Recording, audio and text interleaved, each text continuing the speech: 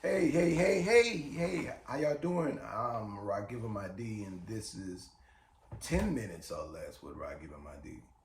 And today I want to continue on the conversation. Today's conversation is what is the difference between empowerment and disempowerment?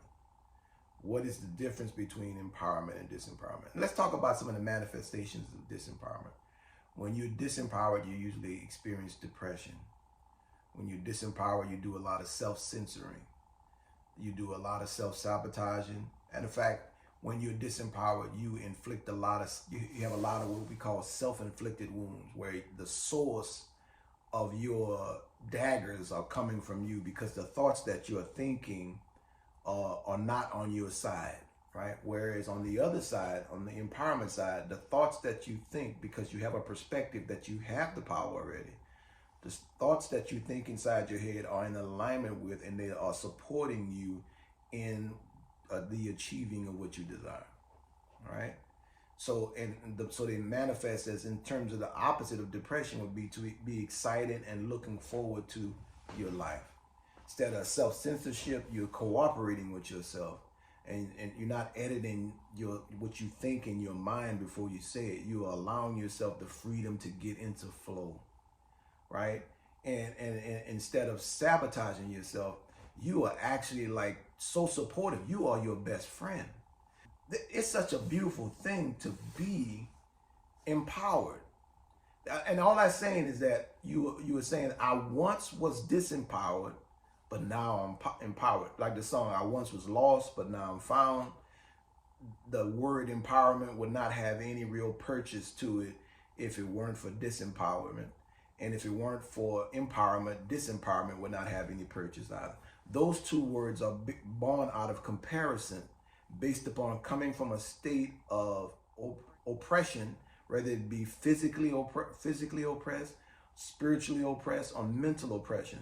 And that oppression is rooted in the idea that you have been distracted or have developed a perspective where you look at yourself and you don't see what you're really capable of. See, that's what disempowerment is. You hold a perspective of yourself that does not energize you, that does not long for you to dig into your own imagination, that does not for you to dig into your own resources and your own creativity. That's what disempowerment really is. So empowerment is like a whole different perspective. Now let's talk about perspective for a minute, because there's a lot in perspective that you really need to be aware of, because that's the difference between empowerment and disempowerment. It is perspective. Now, what is perspective? Perspective is simply the way you see things or what you believe, and then what impacts what you see. So here's the question, and I want you to listen to this question very carefully because it's a very profound question.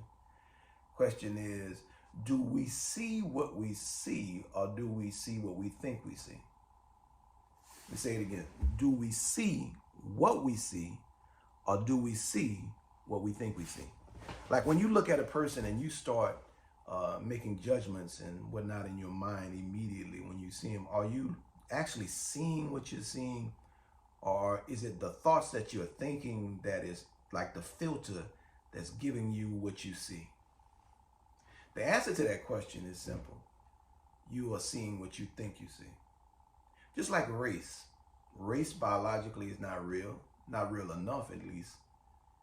But yet we have been socialized to think and believe that race is real, such that we have narratives and stories about different people based on their skin color that are not accurate, but we see the things, we see what we think. The psychology that we walk around with in our head, it becomes the lens that we see reality from. So now here's the law of perspective. The law of perspective is so profound because the law of perspective says what you see is what you get. Now, doesn't that make sense? That if we're not actually seeing what we see, but we're seeing what we think we see, then what we are eligible for from whatever we're dealing with is only what we see. In other words, you cannot get something out of any particular thing in a way that is more than what you have in your mind as what is available for you. So when you look at yourself, if you only think that if negative things is available to you in yourself, then you get what you see. we've been getting exactly what we see in ourselves, which is evidence of what we think about ourselves. So empowerment is loaning to this idea that you are beginning to have some beautiful thoughts about yourself, which is empowering you to do what? Get more out of yourself.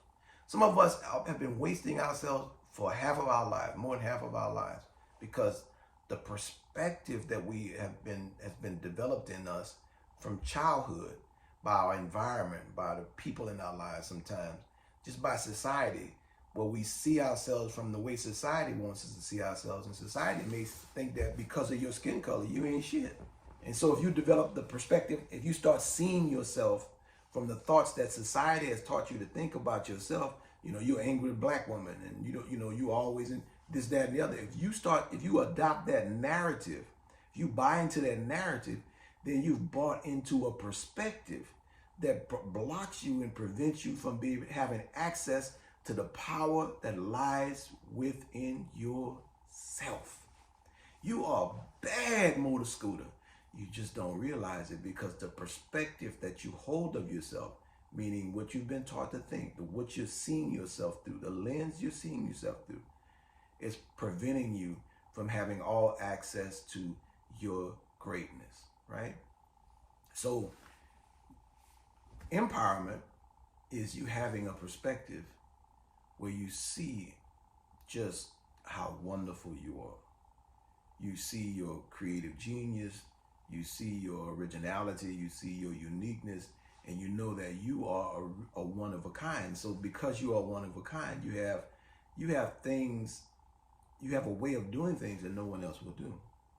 I mean, we all share a lot of commonalities, but when you're unique, that means your approach to things. All of us should see something different, slightly different.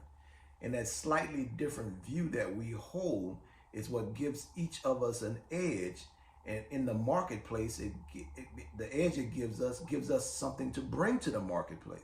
We have value in the marketplace of life because we all bring an equation to the dance that no one else could bring if we are in our own power.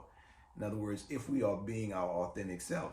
So here's a perspective that disempowerment has given us.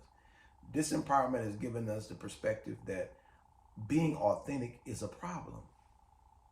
You say, well, how could that be, Ragivah? How could we have that? Well, if you just listen to people, everybody would tell you in one way or another how they feel like they can't be their authentic self in their relationships, on their job, in the church, etc., etc. Everywhere they go, they will tell you they have a reason why they can't be their authentic self. And they say people will not accept them if they are authentic. How did that view get into your head? That's a perspective.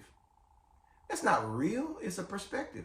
You are holding a perspective that being authentic is the reason why you've lost your job, is the reason why the relationship didn't work, and that's all BS.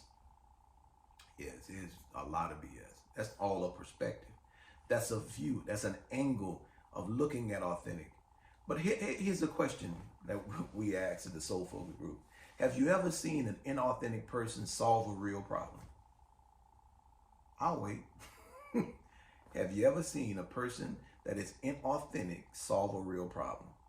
No, you haven't. And the reason why you haven't, because if we show up inauthentically, then we are so far away from the truth about ourselves that we don't have access to the real creative genius and power within ourselves, because power is something that is sourced from truth, from our truth. So that means the source of our power really is our authenticity. Now, what does that mean?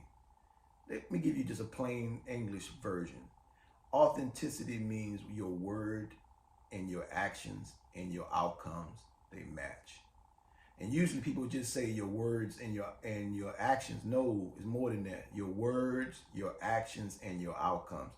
If you are producing outcomes that don't match your word or don't match your actions, there is an integrity issue. Being authentic is about being in your integrity. My word is my word. When I give you my word, it is bond. I grew up with that because that is what authentic is. And when you are authentic, you show up with integrity. And you are empowered, the opposite of disempowered. Ragivah Mahdi. Peace.